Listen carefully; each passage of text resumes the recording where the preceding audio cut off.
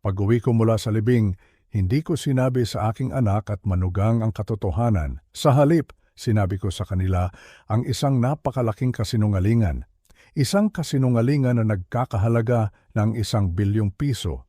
Ang pangalan ko po ay Nestor Santos. 70 taong gulang na ako at ito ang kwento kung paano ko natuklasan na ang pamilyang akala ko ay sasagipin ko ay siya palang nagpaplano ng aking katapusan. Bago ko ikwento ang lahat, hayaan ninyong dalhin ko kayo sa sandaling iyon. 10 oras. 10 oras akong nagmamaneho pauwi mula sa malayong probinsya ng Benguet. Ang mga kamay ko ay nananakit na sa kapit sa manibela ng aking luma at pinag-ipunan na pickup truck. Ang lakas ko ay galing na lang sa mapait na kape sa mga gas station at sa alaala ng aking yumaong asawa, Cecilia. Galing ako sa libing ng aking ama, si Ricardo. Isang ama na 20 taon kong hindi nakausap. Isang matigas na tao, isang minero na para sa kanya, ang emosyon ay kahinaan. Hindi kami kailanman nagkasundo. Pero nang tawagan ako ng kanyang abogado, kahit labag sa loob ko, pumunta ako. Dahil sa huli, ama ko pa rin siya. Inaasahan ko na isang liham ng pagkadismaya o kaya'y bayarin sa libing ang ibibigay sa akin. Pero hindi. Isang sobrang makapal ang iniabot sa akin, isang huling testamento. At sa loob nito, ang isang katotohanang halos hindi ko kayang paniwalaan. Hindi utang ang iniwan niya, hindi sama ng loob. Iniwan niya sa akin ang lahat, 3 malalaking bukid sa kabundukan, at isang bahay sa tabi ng dagat sa Batangas. Ang kabuuang halaga ayon sa abogado, 1 bilyong piso, bilyon. Ang salitang iyon ay paulit-ulit na umalingaw-ngaw sa isip ko habang nagmamaneho ako.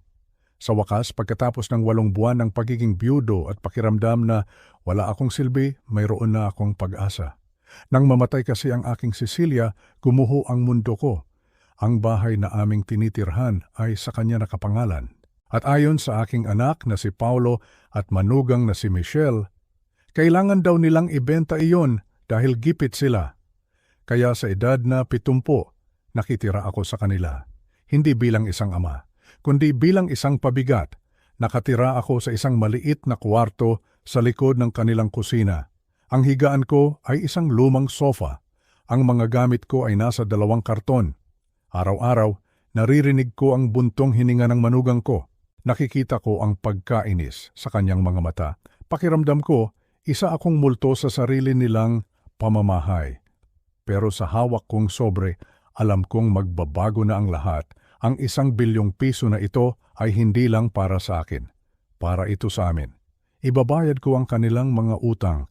Bibigyan ko sila ng bagong simula.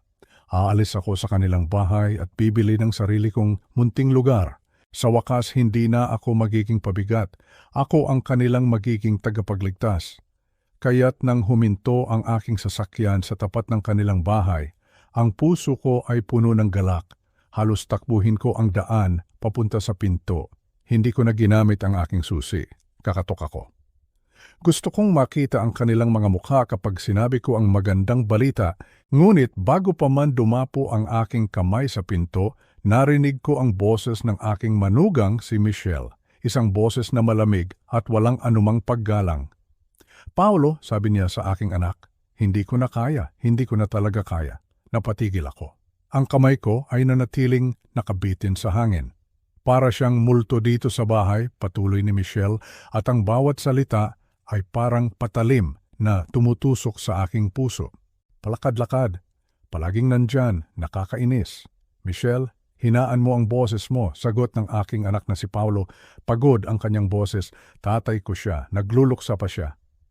At doon sinabi ni Michelle ang mga salitang sumira sa lahat. Lahat tayo nagluluksa, pero may sarili tayong buhay. Sa susunod na buwan, kaarawan na niya, doon na natin sabihin sa kanya. Sabihin ang ano? Tanong ni Paulo. Na nakahanap na tayo ng lugar para sa kanya, sabi ni Michelle. Ang kanyang boses ay pinal at walang awa. May bakante sa ginintuang tahanan, malinis naman doon, ligtas. Ginintuang tahanan, ang pampublikong nursing home, ang lugar kung saan dinadala ang mga matatandang wala ng pera at wala ng pamilyang kumakalinga, ang lugar kung saan naghihintay na lang mamatay ang mga tao. Parang binuhusan ng nagyayelong tubig ang buong katawan ko. Ito pala ang kanilang plano. Itapon ako. Wala silang utang na loob. Lahat ng sakripisyo, lahat ng pagmamahal na ibinigay ko sa aking anak para lang itapon na parang basura kapag wala na akong silbi? At ang huling sinabi niya ang pinakamasakit sa lahat. Isa siyang financial black hole, Paulo. Pabigat siya, kaya mamili ka. Siya o tayo, dahil ako, pinipili ko tayo. Sa sandaling iyon, ang pag-asang naramdaman ko kanina ay biglang naglaho. Napalitan ito ng isang bagay na mas matindi, isang malamig na determinasyon. Ang 1 bilyong piso sa aking bulsa ay hindi na isang regalo para sa kanila. Ito na ngayon ang aking sandata kung gusto nilang makakita ng isang inutil at pabigat na matanda. Ibibigay ko sa kanila ang pinakamagaling na pag-arte ng buhay ko. Gagamitin ko ang kanilang kasakiman laban sa kanila. Hindi ito paghihiganti. Hindi. Ito ay pagbibigay ng katarungan.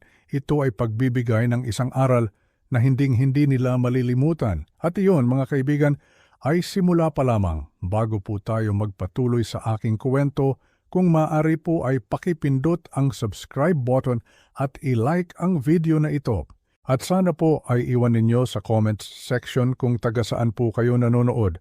Maraming salamat po sa pakikinig. Ngayon, ituloy na natin. Nakatayo ako sa labas ng pintuan, ang aking kamay ay ilang pulgada na lang mula sa kahoy. Ang ngiti na kanina lang ay abot tenga, ngayon ay unti-unting naglalaho. Ang init ng pag-asa sa aking dibdib ay napalitan ng isang malamig na yelo. Nakatayo ako roon sa labas ng pintuan, ang aking kamay ay ilang pulgada na lang mula sa kahoy. Narinig ko ang lahat. Malinaw na malinaw. Narinig ko ang boses ng manugang kong si Michelle. Sinabi niya na ako daw ay isang pabigat, isang multo na palakad-lakad sa sarili nilang bahay. Nakakabigat daw ako sa kanilang bulsa. Isa raw akong financial black hole. Financial black hole. Iyon ang tawag niya sa akin, isang butas na umuubos ng kanilang pera. At ang aking anak na si Paulo, ang aking kaisa-isang anak, ang batang pinalaki ko, binihisan at pinag-aral gamit ang pawis at dugo ko sa pabrika. Narinig ko ang kanyang boses. Mahina, pagod. Hindi niya ako ipinagtanggol. Sa halip na sabihing, Michelle, tatay ko yan, huwag kang ganyan. Ang tanging nasabi lang niya ay, Michelle, hinaan mo ang boses mo. Hinaan ang boses. Yun lang, natatakot siya. Natatakot siyang marinig ko. Pero hindi siya natatakot na gawin ang pinag-uusapan nila. At ano ang pinag-uusapan nila? Ang ginintuang tahanan. Alam ko ang lugar na iyon.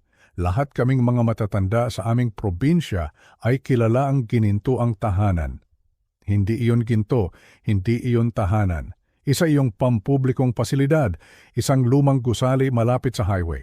Ang lugar kung saan inaamoy mo palang mula sa labas, alam mo ng amoy kalungkutan, amoy gamot, at amoy ng mga taong kinalimutan na ng mundo. Doon dinadala ang mga walang pera, ang mga walang pamilya. Doon nila ako gustong itapon. Bakit?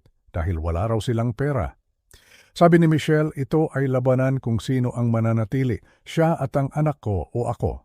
At syempre, ang pinili niya ay ang sarili niya. Ang kamay ko ay dahan-dahang bumagsak mula sa pintuan. Ang makapal na sobre sa kabilang bulsa ko, ang sobreng naglalaman ng 1 bilyong piso, bigla itong bumigat, parang isang toneladang bakal. Kanina lang, noong nasa biyahe ako, ang saya-saya ko. Inisip ko na ililigtas ko sila. Inisip ko ang mukha ni Paulo na liliwanag kapag sinabi kong, anak, bayad na ang lahat ng utang mo. Inisip ko na yiyakapin ako ni Michelle at sasabihing, salamat, tatay. Pero ngayon, nakatayo ako rito sa malamig na hangin ng hapon. At unti-unti kong naiintindihan ang isang masakit na katotohanan. Wala na silang utang na loob. Wala silang pakialam sa aking nararamdaman. Wala silang pakialam sa mga sakripisyo ko at ng yumaong asawa kong si Celia. Para sa kanila, kapag ang isang matanda ay wala nang maibigay na pera, wala na rin siyang silbi. Tapos na ang kanyang papel sa mundo. Panahon na para itapon sa isang sulok para hindi makasagabal sa buhay ng mga bata. Napahawak ako sa aking dibdib. Masakit, sobrang sakit. Parang pinipiga ang puso ko. Mas masakit pa ito kaysa noong ibinaon ko sa lupa ang aking asawa. Dahil ang kamatayan ay bahagi ng buhay, pero ang pagtataksil ng sariling anak, iyon ay isang sumpa. Humugot ako ng malalim na hininga at sa paghingang iyon ang sakit ay unti-unting napalitan. Napalitan ng galit, isang malamig, tahimik at nakamamatay na galit. Hindi ito ang galit na sumisigaw, ito ang galit na nag-iisip. Gusto pala nilang makita kung gaano ako kabigat. Gusto pala nilang makita ang isang inutil na matanda? Sige, ibibigay ko ang gusto nila. Kung ganun ang tingin nila sa akin, patutunayan ko na tama sila. Pero sa aking sariling paraan. Ang mga kamay ko ay nanginginig, hindi dahil sa lungkot, kundi dahil sa isang bagong layunin. Hindi na ako isang biktima. Ako na ngayon ang may hawak ng baraha. At hindi nila alam na nag-iba na ang laro. Kinuha ko ang sobreng naglalaman ng testamento. Maingat ko itong tiniklop. Hindi ko ito ibinalik sa bulsa ng aking manipis na jacket. Baka makita nila kapag hinubad ko iyon. Sa halip, isiningit ko ito ng malalim sa bulsa ng aking pantalon, idinikit sa aking balat. Ang 1 bilyong piso ay nakatago na ngayon sa pinakaligtas na lugar. Tumayo ako roon ng 1 buong minuto, huminga, pumasok, lumabas. Kailangan kong kalmahin ang aking sarili. Hindi pwedeng makita nila ang galit sa aking mga mata. Ang mga matatandang nagagalit ay hindi kinakaawaan, sila ay kinatatakutan at agad ipinapatapon. Kailangan kong maging kung ano ang gusto nilang makita. Isang kawawang matanda, isang taong nawalan ng pag-asa. Inisip ko si Celia, inisip ko ang sakit ng pagkawala niya.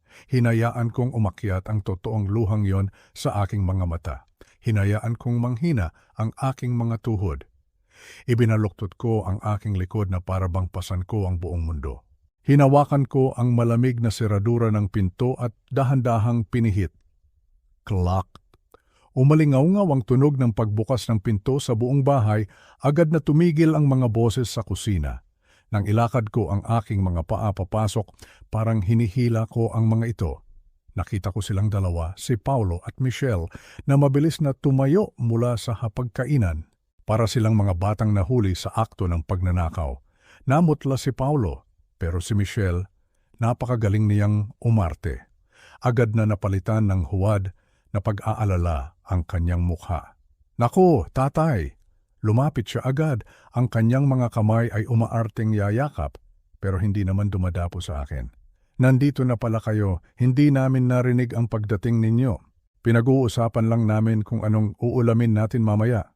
Kasinungalingan, harap-harapang kasinungalingan. Tumingin ako kay Paulo. Tatay, sabi niya, kamusta po ang biyahe? Mahirap po ba?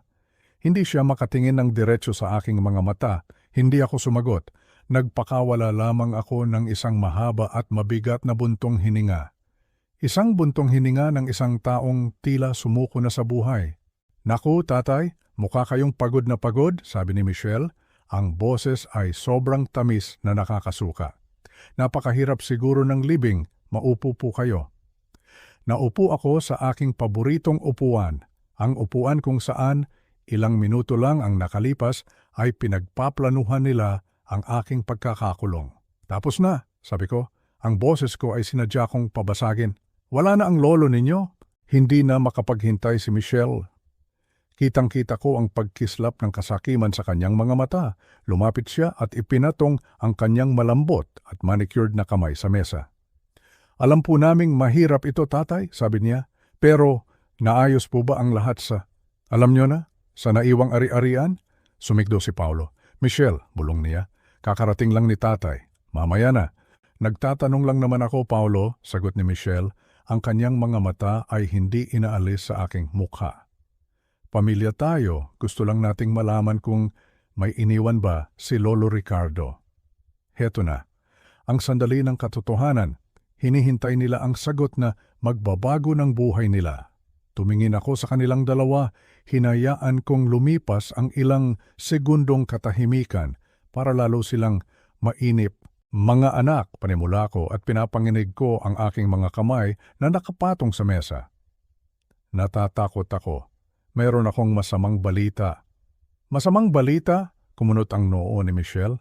Ano pong ibig ninyong sabihin, tatay? Ang mana, sabi ko. Hindi ito katulad ng inaasahan natin. Sa totoo lang, mas malala pa ito sa wala.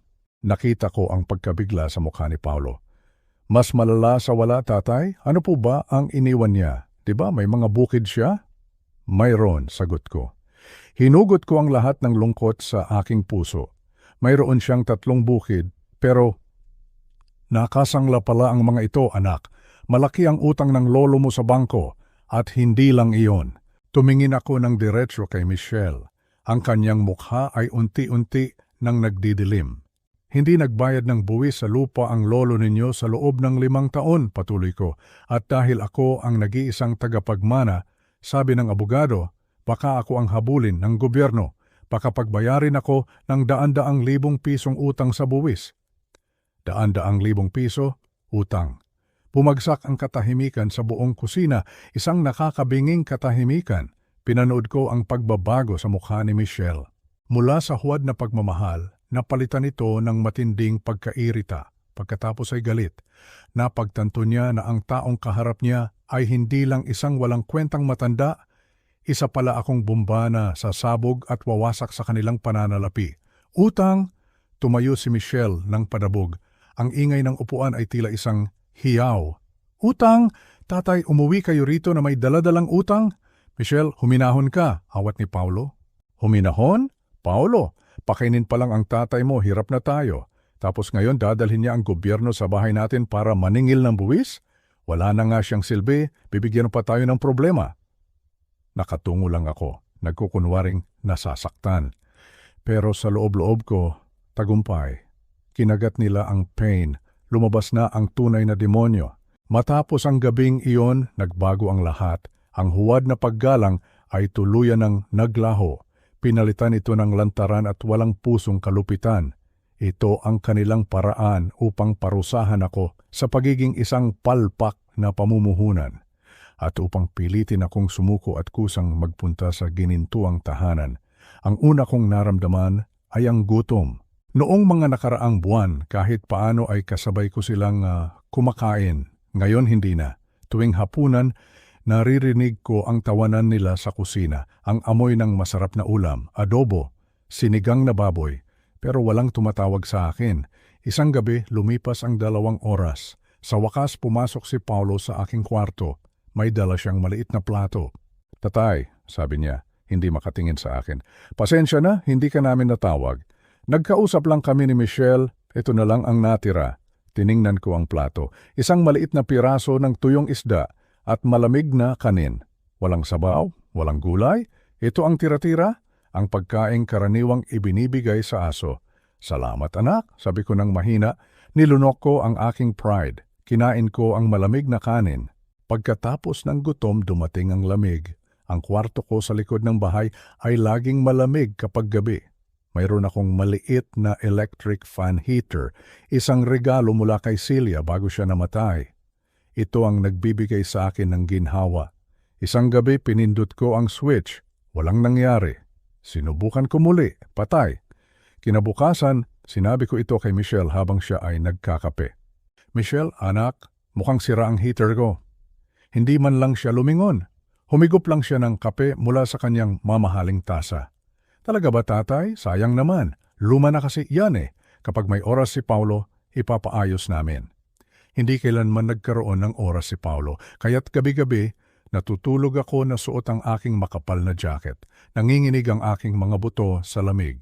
Ako na may 70 taong gulang ay giniginaw sa sariling pamamahay ng aking anak habang sila ay natutulog ng mahimbing sa kanilang mainit at malambot na kama sa itaas. Pero ang pinakamasakit sa lahat ay ang laro sa aking isipan. Ang tanging kasama ko sa kwarto ay isang lumang TV. Isang araw nawala ang remote. Michelle, tanong ko, nakita mo ba ang remote ng TV ko? Tumingin siya sa akin, nakakunot ang noo, na tila ba nandidiri sa aking katangahan. Remote? Wala. Sigurado ba kayo, tatay? Kayo lang naman ang pumasok dyan, ha? Alam nyo, napapansin ko, nagiging makakalimutin na kayo. Makakalimutin. Isang simpleng salita. Pero alam ko ang ibig sabihin nito. Ito ang unang bato na itinatayo nila para sa aking kulungan. Gaslighting, kung tawagin ng mga bata ngayon, pinapaniwala nila ako na nawawala na ako sa sarili ko. Makalipas ang ilang araw, itinago rin nila ang aking mga medyas.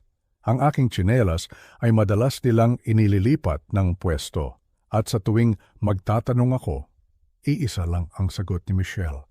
Tatay, nakalimutan niyo na naman?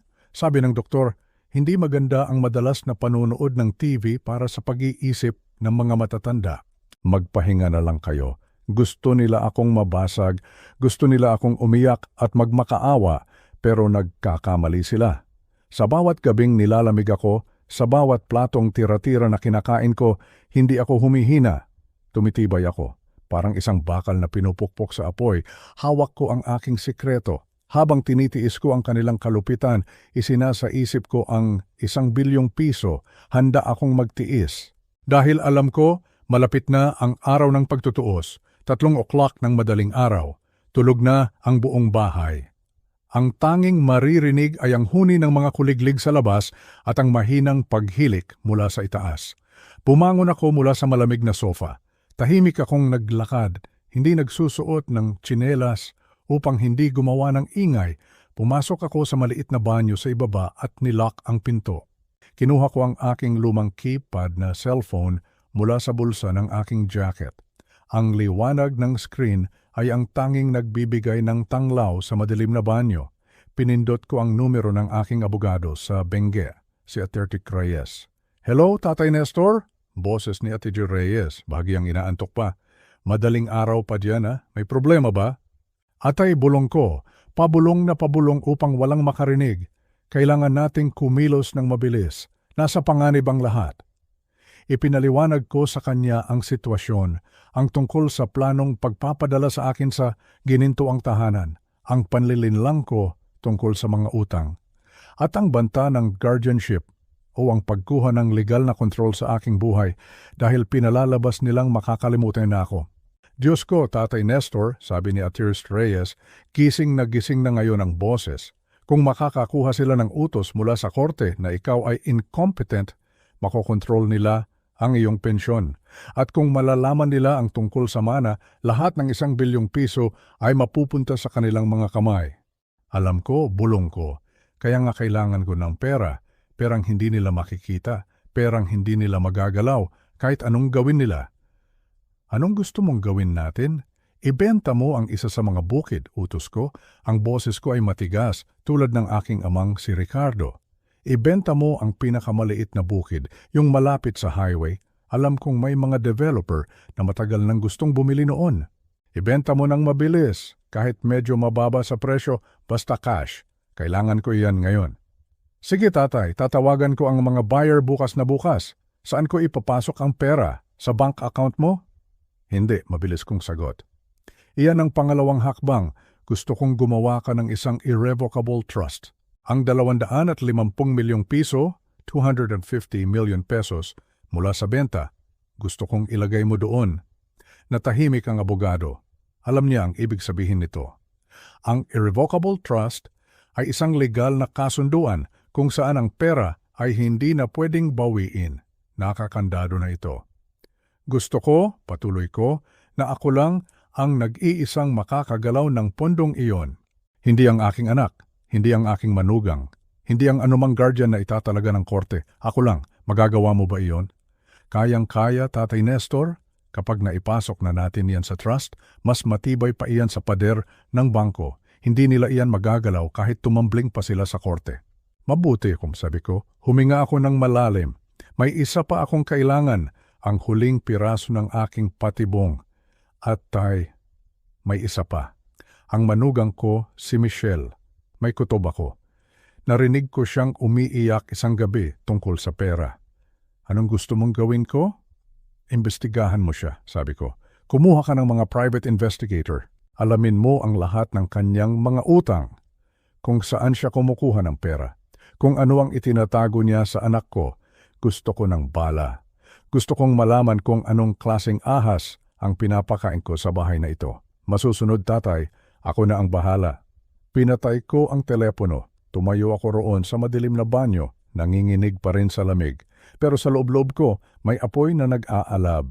Akala nila ay isa lamang akong mahina at makakalimuting matanda.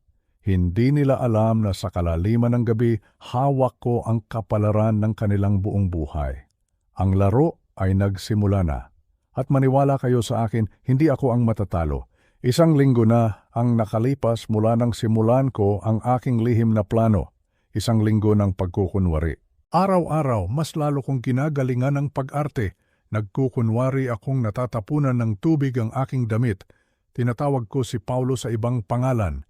Minsan tatayo lang ako sa harap ng bintana at tititig sa kawalan na parang isang taong tulala. Nakikita ko ang pag-aalala sa mukha ni Paulo. Isang tunay na pag-aalala. Pero kasabay nito ang pagsuko, para siyang isang hayop na pagod ng lumaban at naghihintay na lang ng kanyang katapusan. Si Michelle naman, lalong lumalakas ang loob. Sa bawat pagkakamali ko, nakikita ko ang ngisi sa kanyang mga labi. Para sa kanya, bawat araw na lumilipas ay isang hakbang palapit sa kanyang tagumpay. Ang hindi niya alam, sa bawat gabing lumilipas, mas lumalalim din ang hukay na kanyang ginagawa para sa kanyang sarili. Isang gabi, bandang 2:00 ng madaling araw, nagising ako sa isang malakas na kalabog mula sa kusina. Napatayo ako, ang puso ko ay kumakabog ng malakas, nanatili akong tahimik, nakikinig. At narinig ko ang isang boses, ang boses ni Michelle. Pero hindi ito ang karaniwan niyang mataray na boses. Ito ay boses ng isang taong puno ng takot, puno ng desperasyon. Paulo, kailangan mong gumawa ng paraan, hagulgol niya. Tumawag na naman sila. Hindi lang sa landline, tumawag sila sa cellphone ko. Dahan-dahan akong lumapit sa siwang ng pinto ng aking kwarto. Sumilip ako. Ang ilaw sa kusina ay nakabukas at nakita ko silang dalawa. Si Michelle ay umiiyak habang si Paulo ay nakasabunot sa kanyang buhok. Anong gusto mong gawin ko, Michelle? Sigaw ni Paulo. Isang sigaw na punong-puno ng sakit. Wala na. Ibinigay ko na sa iyo ang huling pera sa 401k ko nung nakaraang buwan. Sinabi mo iyon na ang huli, ubos na, Michelle. Wala nang natitira. 400k. Ang retirement fund niya. Ibinigay niya ang lahat sa asawa niya. Hindi pa ubos, humihikbing sagot ni Michelle. Mababawi ko pa. Alam ko, minamalas lang ako ngayon. Sigurado akong dinadaya ako ng online site na iyon. Kung makakapag-deposito lang ako ulit, kahit 20,000 lang, online site, mananalo. 20,000. Ang mga salita ay unti-unting nabubuo sa aking isipan. Tumawa si Paulo. Pero hindi ito isang masayang tawa. Ito ang pinakamalungkot na tawang narinig ko sa buong buhay ko. Isang tawa na walang buhay. Michelle, nababaliw ka na ba? Saan tayo kukuha ng 20,000? Wala na tayong pera. Tumawag na sa opisina ko ang collection agency kahapon. Narinig ng boss ko, Michelle. Narinig niya. Shh! Hinaan mo ang boses mo, saway ni Michelle. Baka magising si tatay mo. Wala akong pakialam kung magising siya. Umalingaw-ngaw ang boses ni Paulo at may narinig akong isa pang kalabog. Ano bang magagawa niya? Ipamamana niya sa atin ang mga utang niya? Mas malala pa siya sa walang silbi. Napapikit ako. Ang sakit. Ang sakit na marinig yon mula sa sarili kong anak. Ang kasinungalingan ko. Gumana ito ng sobra-sobra. Narinig ko ang mahinang pag-iyak ni Michelle at pagkatapos ang boses ni Paulo. Patay. Walang emosyon. I-foreclose na nila ang bahay mo, di ba? Hindi ako humihinga. Foreclosure. Yung sulat na natanggap natin kahapon, patuloy ni Paulo, yung sinabi mong junk mail lang. Hindi iyon junk mail, di ba? Iyon ang notice. 30 araw, bulong ni Michelle. May 30 araw pa tayo, Paulo. Bago nila ipaskil ang notice sa pinto natin, malalaman ng lahat ng kapitbahay. Sana inisip mo yan bago ka nagsugal ulit online, sigaw ni Paulo. Sinabi ko namang aayusin ko, di ba? Malapit na akong manalo. 6 na buwan mo nang inaayos. Umalingaw-ngaw ang galit sa boses ng aking anak. Inayos mo ang retirement account ko. Inayos mo ang college fund ng mga bata na iniwan ni Mama Celia. Ang pera ng nanay ko, Michelle. Inayos mo tayo diretso sa impyerno. College fund ng mga bata.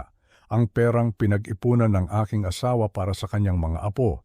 Kinalaw niya. Kinalaw ng manugang ko ang pera ng mga anak niya. Dahan-dahan akong umatras mula sa pinto. Naupo ako sa malamig na sofa pero hindi ko na nararamdaman ang lamig. Ang nararamdaman ko lang ay isang malaking ingay sa loob ng aking ulo. Ngayon, naiintindihan ko na ang lahat. Hindi lang dahil matanda na ako, hindi lang dahil pabigat ako, desperado sila, nalulunod sila. Si Michelle, ang aking manugang na perpekto sa paningin ng iba, ay isang sugarol, isang adik sa online gambling.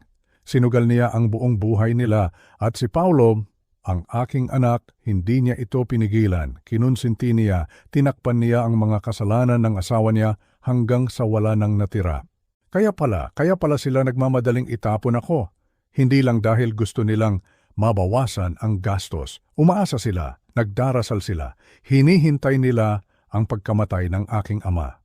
Ang pagpunta ko sa Benguet ay ang kanilang huling pag-asa, ang kanilang ticket sa lottery, at nang umuwi ako at sinabi ang salitang utang, hindi ko lang sila binigo, winasak ko ang kanilang huling pag-asa. Kaya nagsimula ang kalupitan, ang lamig, ang gutom. Hindi lang iyon paraan para paalisin ako. Iyon ay parusa. Iyon ang kanilang galit dahil nabigo akong maging ang mayamang kamag-anak na magliligtas sa kanila. Nakaupo ako roon sa kadiliman, nakikinig sa kanilang mga hikbi mula sa kusina. Hindi na lang sila malupit, sila ay mga hayop na nakakulong sa isang sulok. At alam ko na ang isang hayop na nasusukol at nalulunod ay ang pinakapanganib sa lahat. Hindi na lang nila ako hihilinging pumunta sa ginintuang tahanan. Pipilitin na nila ako. 8 na araw na ang nakalipas mula noong umuwi ako. 8 na araw ng pagiging isang taong hindi ako. 8 na araw ng pagtitiis. Ang aking katawan ay nanghihina na sa lamig at gutom. Pero ang aking isipan ay mas matalas pa kaysa dati. Nangyari ito isang Martes ng gabi. Nakaupo ako sa aking kwarto, nagbabasa ng isang lumang dyaryo na baliktad.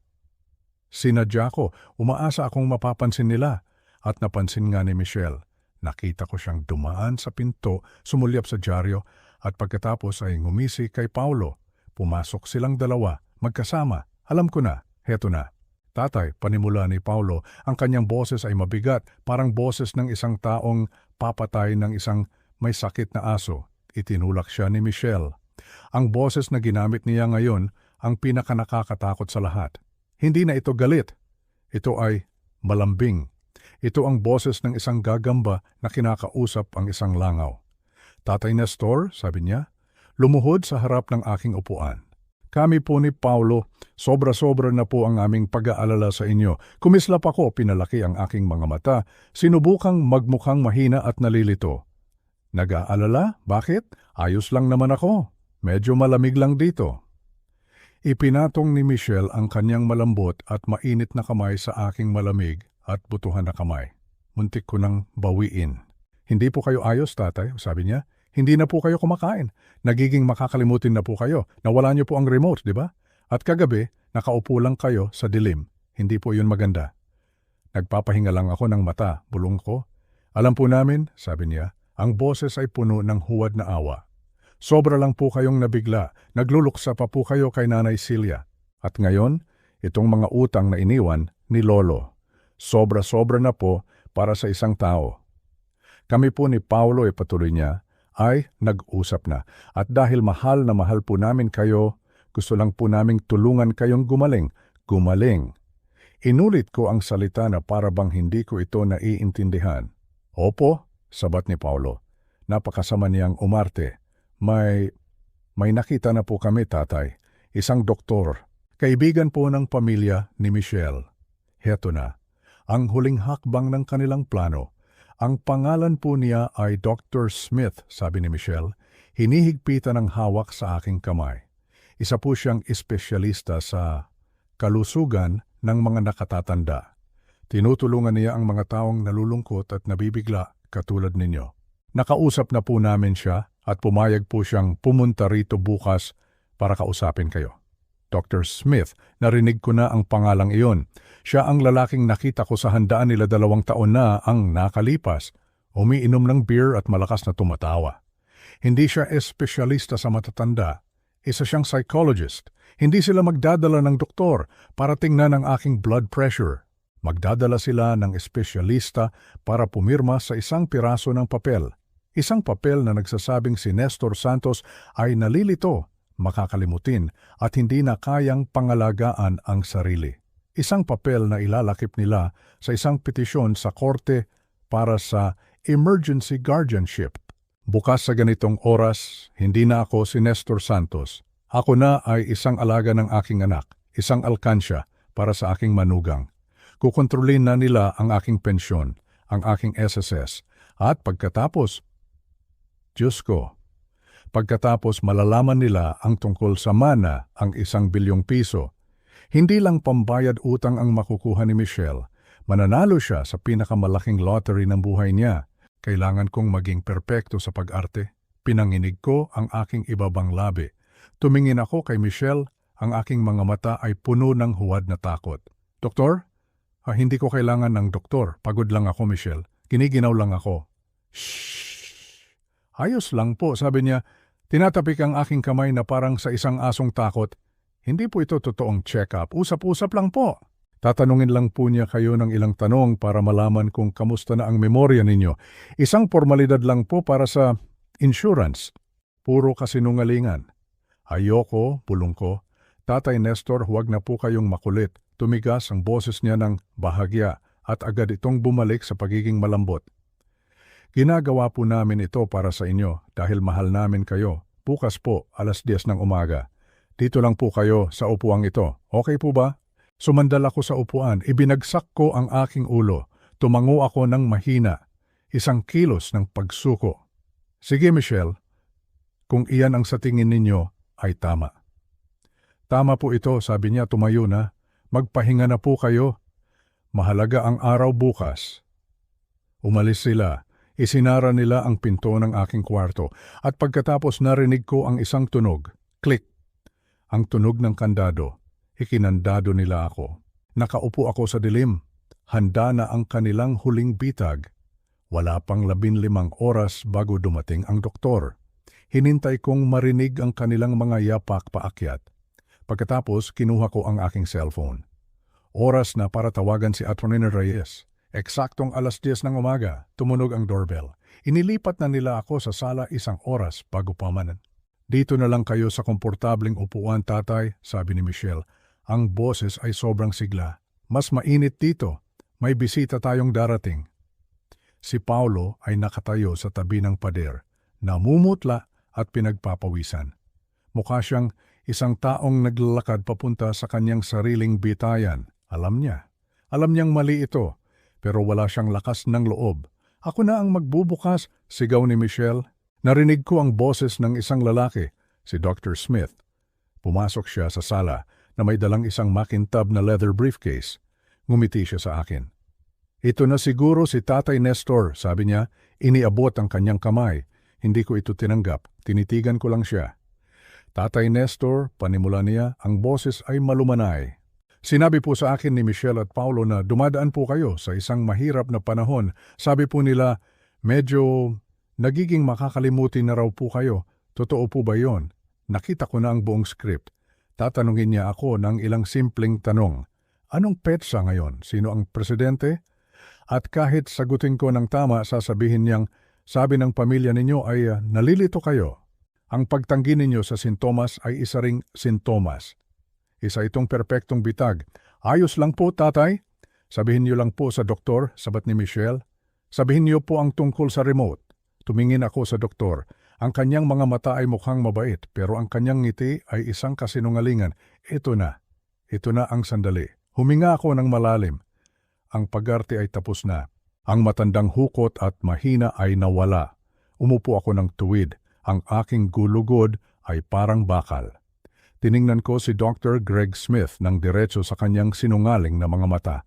Ang boses ko nang lumabas ito ay hindi na isang bulong. Ito ay ang boses ng isang taong 40 taon na namuno sa isang pabrika. Malamig, malinaw, at hindi nanginginig. Maari ka nang umalis, doktor? Ang ngiti sa mukha ni Smith ay natigilan. Pepatawad? Ang mukha ni Michelle ay tumigas.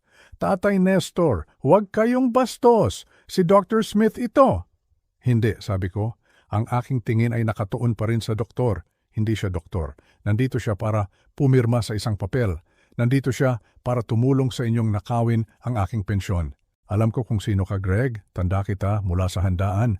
Isa kang family psychologist, hindi ka geriatric specialist, at hindi mo ako pasyente. Kaya uulitin ko, umalis ka na sa bahay ko. Bahay ko? Sumingit si Michelle. Tatay, nalilito na kayo. Ito ang bahay ko. Ako ba ang nalilito, Michelle? Tumingin ako sa kanya. Ang lamig sa aking boses ay nagpayanig sa buong silid. O magaling lang akong makinig. Ako ba ang nalilito nang marinig kong plano ninyong ipadala ako sa ginintuang tahanan? Ang pangalan. Sinabi ko ang pangalan. Nabitiwan ni Michelle ang kanyang hininga. Tumingin siya kay Paulo. Ang kanyang mga mata ay puno ng takot. Si Dr. Smith ay hindi na nangailangan pa ng paliwanag.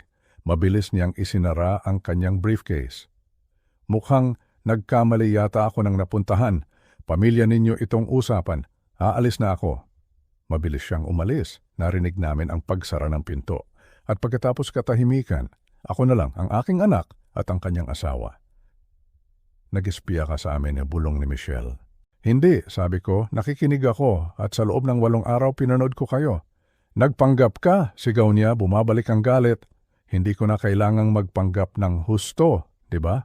Sabi ko, tumayo ako mula sa upuan. Mas malakas ang pakiramdam ko ngayon kaysa sa mga nakaraang taon. Pinadali ninyo ang malamig na kwarto, ang ninakaw na remote, ang tira-tirang pagkain. Ikinandado ninyo ako kagabi, Michelle. Tumingin si Paulo sa asawa niya. Ano? Ikinandado mo siya? Para din naman sa kanya yon, sigaw ni Michelle. Hindi na siya matino, nagsisinungaling siya. Ako ba ang nagsisinungaling, Michelle? Lumapit ako sa kanya. Ako ba ang nagsisinungaling tungkol sa Golden Meadows o tungkol sa mga utang? Umatras siya. Sa wakas, nakita niya ang panganib. Ginawa ninyo ang lahat ng ito, sabi ko.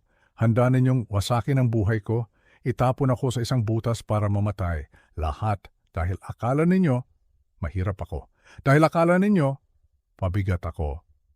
Totoo naman, sigaw niya, isa kang linta.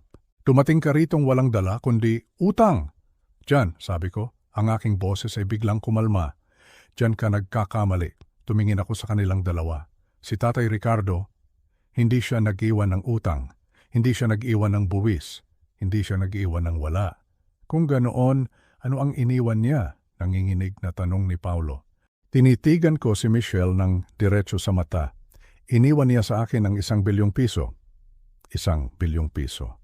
Ang mga salitang iyon ay lumutang sa ere na parang isang bomba na hindi pa sumasabog. Sinipsip nito ang lahat ng hangin sa silid. Ang bibig ni Paulo ay bahagyang bumukas. Napatingin siya sa akin pagkatapos ay kay Michelle na parang hindi siya makapaniwala sa narinig. Ang mukha ni Michelle, iyon ang hindi ko malilimutan. Ang galit sa kanyang mukha ay nagyelo. Pagkatapos parang isang salamin na nabasag, ito ay nagbago. Anong sinabi mo? Bulong niya. 1 bilyon, ulit ko. 3 bukid sa Benguet na may upa mula sa mga kumpanya ng natural gas. At 1 bahay sa tabi ng dagat sa Batangas. Ang kabuuang halaga ay 1 bilyong piso. At nangyari ang hindi ko inaasahan. Ang galit at pagkabigla ay hindi lang nawala. Ito ay sumabog. Isang sigaw ang kumawala sa kanyang lalamunan. Isang sigaw ng tagumpay. 1 bilyon, sigaw niya. Paulo, narinig mo ba siya? Mayaman na tayo. Mayaman na tayo. Sumugod siya sa akin. Bago pa ako makagalaw, ang kanyang mga braso ay nakapulupot na sa aking leeg. Isang yakap na halos hindi ako makahinga. Nagbibiro ka lang pala, umiiyak niyang sabi sa aking balikat. Ikaw talagang matanda ka. 1 biro lang pala ang lahat. Ang mga utang, ang buwis, nakikipagbiruan ka lang pala sa amin. Humiwalay siya sa yakap, hinawakan ang aking mga balikat. Ang kanyang mukha ay puno ng luha, pero ang kanyang mga mata ay sumasayaw sa tuwa, matalas, at puno ng pagkalkula. Huwag ka nang mag-alala, tatay, boy, sabi niya, bumabalik sa kanyang matamis na boses. Ang ginintuang tahanan, kalokohan lang yon. Aalagaan ka namin dito, magpapatayo tayo ng bagong kwarto para sa'yo. Kahit anong gusto mo, tatay. Kahit ano, niyakap niya ako muli. Isang yakap ng isang linta na nakakapit sa isang bago at napakayamang host. Tumingin ako sa anak ko. Nakatingin siya sa asawa niya at mukha siyang nasusuklam. Ngayon niya lang siguro nakita ang totoong halimaw na pinakasalan niya. Dahan-dahan, inalis ko ang kanyang mga braso sa aking leeg. Masaya ka, Michelle? Tanong ko. Ang kanyang tawa ay natigil, ang kanyang ngiti ay nagyelo. Ano, tatay? Masaya ka ba? O baka naman, guminhawa ka lang? Tanong ko. 1 bilyon, malaking pera yan, pero sapat na ba? Sapat? Sapat para saan? Sapat ba yan, sabi ko, ang aking boses ay malamig na parang yelo para bayaran ang 12 milyong pisong utang mo sa online gambling. Kung ang 1 bilyon ay sumipsip ng hangin, ang 12 milyon ay nagdala ng hamog. Ang mukha ni Michelle ay hindi lang namutla. Naging puti ito na parang kandila. Tatay, virulent, bulong ni Paulo. Anong sinasabi ninyo? Hindi ko siya tiningnan. Ang aking mga mata ay nakatutok kay Michelle. Ako ba ang nagsisinungaling, Michelle? Tanong ko. O tungkol sa mga loan application na pineke mo ang pirma ni Paulo or sa collection agency na tumatawag sa opisina niya? Paulo, sabi ni Michelle, ang boses ay nanginginig. Nagsisinungaling siya. Nalilito siya. Tungkol ba sa foreclosure ang pinag-uusapan niya, Michelle?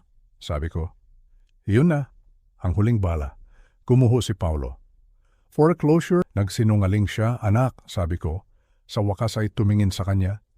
Kumuha siya ng pangalawang utang 6 na buwan na ang nakalipas, 50,000 at natalo niya lahat sa 1 linggo lang. Ang subasta. Sa Biyernes na. Sa loob ng 3 araw, wala na kayong bahay. Kaya pala desperado siyang ipadeklara akong incompetent, patuloy ko.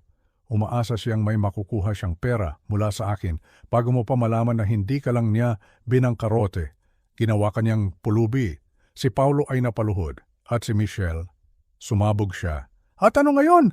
Kasalanan mo to! Sigaw niya, itinuturo ako. Dumating ka ritong may dalang kasinungalingan. Sinira mo ang lahat. Nakatayo lang ako roon habang ang kanilang mundo ay gumuho sa aking harapan. Ang katotohanan ay lumabas na. Ang totoo na ako lang ang nagsasabi ng totoo sa silid na yon. At ang totoo na ang kanyang asawa ay hindi lang nagkamali. Sinadya niyang wasakin sila.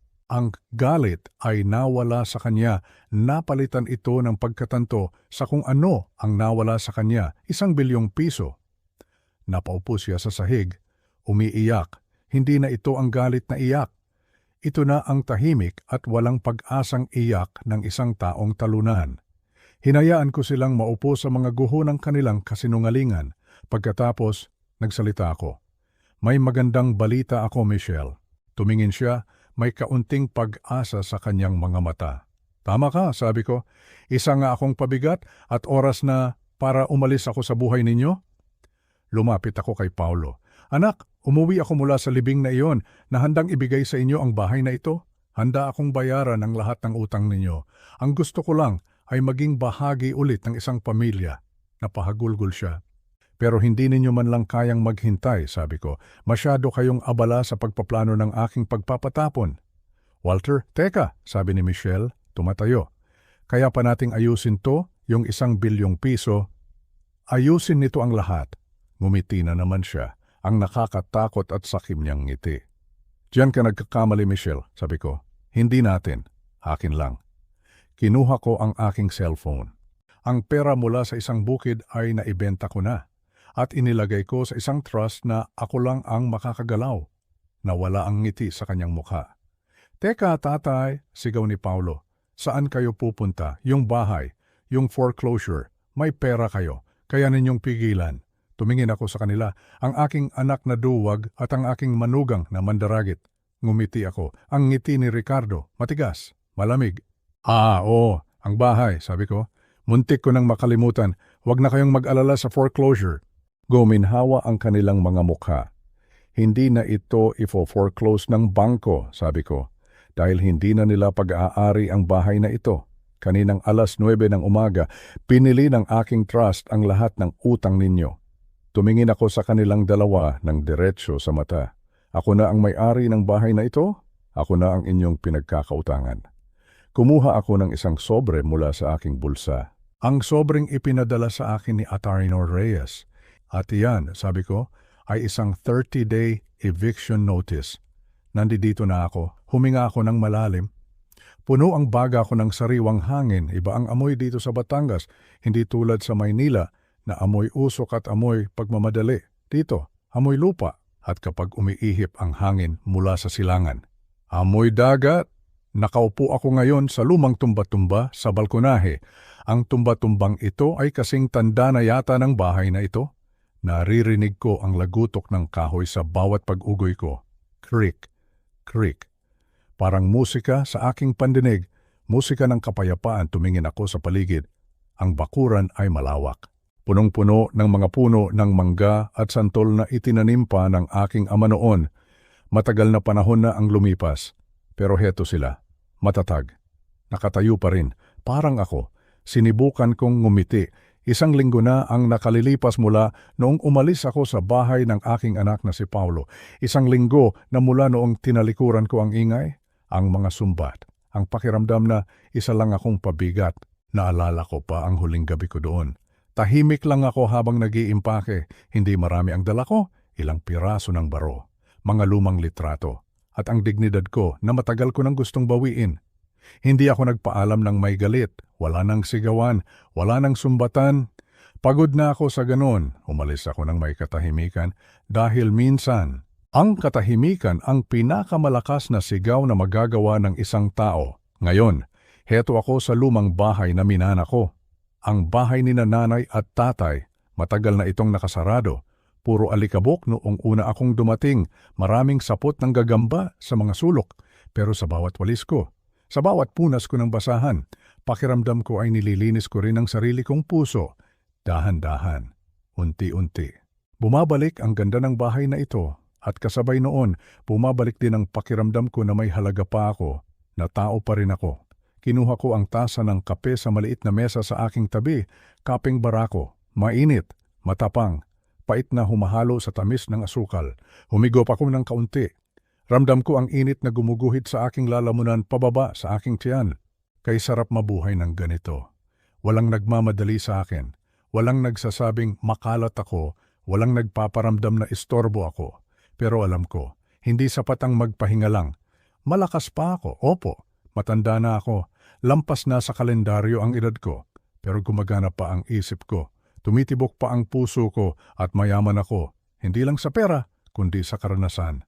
Noong nabubuhay pa ang aking ama, si Ricardo, at ang aking ina, Cecilia, iniwan nila sa akin ang lahat ng kanilang pinaghirapan, ang mga lupain dito sa probinsya, ang mga ipon sa bangko na umabot sa milyon-milyong piso. Noon, hindi ko ito ginalaw, inisip ko na para ito kay Paulo, para sa kinabukasan ng aking apo. Pero napagtanto ko, ang pera ay walang silbi kung hindi gagamitin sa tama at nakita ko na kung paano binago ng pera ang ugali ng mga tao sa paligid ko. Kaya nagdesisyon ako, gagamitin ko ito para sa mga taong talagang nangangailangan. Kaya itinatag ko ang Celia and Ricardo Santos Foundation. Pinangalanan ko ito sa aking mga magulang bilang pagpupugay sa kanila. Sila ang nagturo sa akin na maging mabuting tao. Sila ang nagturo sa akin na ang tunay na yaman ay ang pagtulong sa kapwa. Ang layunin ng aming foundation ay simple lang, tulungan ang mga matatanda, ang mga senior citizen na tulad ko, lalo na iyong mga inabuso, iyong mga pinabayaan ng sarili nilang pamilya, iyong mga tinanggalan ng karapatan at dignidad. Alam ko ang pakiramdam nila. Alam ko kung gaano kasakit ang balewalain. Alam ko ang kirot kapag ang sarili mong kadugo ay parang ibang tao na ang turing sa iyo. Sa tulong ng aking abogado at ilang dating kaibigan, naging mabilis ang proseso. Inayos namin ang lumang bodega sa likod ng bahay. Ginawa namin itong opisina at unti-unti nagsimula kaming tumanggap ng mga kaso. May isa kaming natulungan noong nakaraang araw, si Lola Rosa, 75 years old. Pinalayas siya ng kanyang manugang dahil daw amoy. Matanda na siya at dagdag lang sa gastusin. Nakita siya ng mga barangay tanod na natutulog sa tabi ng palengke. Nang dinala siya dito, nanginginig siya sa gutom at takot. Binigyan namin siya ng mainit na sopas, pinihisa ng malinis na damit, at higit sa lahat. Kinausap namin siya ng may respeto. Nakita ko ang luha sa kanyang mga mata, hindi dahil sa lungkot, kundi dahil sa tuwa. Tuwa na may nagmamalasakit pa pala sa kanya. Salamat, ang sabi niya sa akin. Nanginginig ang kanyang boses. Salamat, Sir Nestor. Hinawakan ko ang kanyang kamay, magaspang, kulubot, pero mainit. Huwag po kayong mag-alala, Lola Rosa, sabi ko sa kanya. Ligtas na po kayo dito, pamilya po tayo dito. Noong gabing iyon, hindi ako makatulog. Hindi dahil sa problema, kundi dahil sa sobrang pasasalamat sa Diyos. Pinigyan niya ako ng bagong layunin. Akala ko, tapos na ang buhay ko. Akala ko maghihintay na lang ako ng kamatayan sa isang sulok, pero nagkamali ako, maling-mali ako. Ang buhay pala ay hindi natatapos kapag tumanda ka. Nagbabago lang ito ng anyo. At minsan, ang huling kabanata ang siya pang pinakamaganda. Napangiti ako habang inaalala iyon. Muli kong inugoy ang tumba-tumba, krik, krik. Ang sarap pakinggan. Maya-maya, tumunog ang telepono sa loob ng bahay. Kring, at kring. Matalas ang tunog nito sa gitna ng katahimikan. Tumigil ako sa pag-ugoy. Sino kaya ito? Wala naman akong inaasahang tawag. Ang mga tauhan ko sa foundation ay alam na nagpapahinga ako kapag hapon. Tumayo ako ng dahan-dahan. Naramdaman ko ang kaunting kirot sa aking tuhod. Ganoon talaga. Tanda ng mahabang lakbayin, naglakad ako papasok sa sala. Ang sahig na nara ay makintab at malinis. Inabot ko ang telepono. Hello? Sagot ko. Kalmado ang boses ko. Sa kabilang linya, may katahimikan. Ilang segundo rin na walang nagsasalita, narinig ko lang ang mabigat na paghinga. Akala ko ay wrong number, ibababa ko na sana, pero biglang may nagsalita. Pa? Natigilan ako. Kilala ko ang boses na iyon, kahit sa panaginip. Kilalang kilala ko. Si Paulo, ang anak ko. Ang boses niya ay parang galing sa malayo. Hindi dahil sa signal, kundi dahil sa bigat ng emosyon, parang nanginginig, parang may bara sa lalamunan. Hindi ako nakasagot agad. Hinigpitan ko ang hawak sa telepono. Bumilis ang tibok ng puso ko. Dugdug, dugdug. Si Paulo ito'y ulit niya. Mas mahina ngayon. Mas mababa. Huminga ako ng malalim bago sumagot. Kailangan kong maging matatag. Alam ko, sabi ko, simple. Walang halong galit, walang halong tuwa. Katotohanan lang. Napatawag ka, anak? Narinig ko ang pagsinghot niya sa kabilang linya. Umiiyak ba siya? Ang anak kong matigas ang puso? Ang anak kong laging abala sa negosyo at sa asawa niya? Umiiyak? Nabasag ang boses niya. Gusto ko lang humingi ng tawad. Tawad. Isang salita, 5 letra. Pero napakabigat dalhin at napakahirap bitawan na natili akong tahimik. Hinayaan ko siyang magsalita. Ito ang natutunan ko sa edad ko, minsan. Kailangan mo lang makinig. Nalaman ko po ang ginawa niyo sa patuloy ni Paulo. Yung foundation, nabasa ko sa dyaryo at nakausap ko rin si Ninong Berting. Si Berting. Ang abogado ko at matalik na kaibigan. Siguro ay sinabi niya kay Paulo kung saan ako naroroon at kung ano ang ginagawa ko. Sabi ni Paulo, proud na proud ako sa inyo at hiyang-hiya ako sa sarili ko. Napapikit ako. Naramdaman ko ang init sa gilid ng aking mga mata. Wala kaming kwentang anak, dagdag pa niya. Puno ng pagsisisi ang bawat kataga. Inalagaan niyo kami, binigay niyo ang lahat. Pero noong kayo na ang nangailangan, tinalikuran namin kayo. Paulo, putol ko sa kanya, malumanay. Tapos na yon? Hindi tapos yon hanggat hindi ako nakababawi. Mabilis niyang sagot, parang nagmamakaawa. Pasko na sa susunod na buwan. Pasko na pa, Pasko. Ang pinakamahalagang panahon para sa ating mga Pilipino, ang panahon ng pagbibigayan, ang panahon ng pamilya. Gusto sana naming dumalaw, sabi ni Paulo. Halos pabulong na lang. Kung papayag kayo, gusto naming makita kayo. Gusto kong makita ng apo nyo, ang Lolo Nestor niya. At gusto kong makita ang bahay ni na Lolo Ricardo at Lola Celia. Natigilan ako, Pasko sa Batangas, kasama ang anak ko. Kasama ang apo ko. Ilang taon na ba kaming hindi nagkakasama ng maayos tuwing Pasko? Madalas, nasa ibang bansa sila.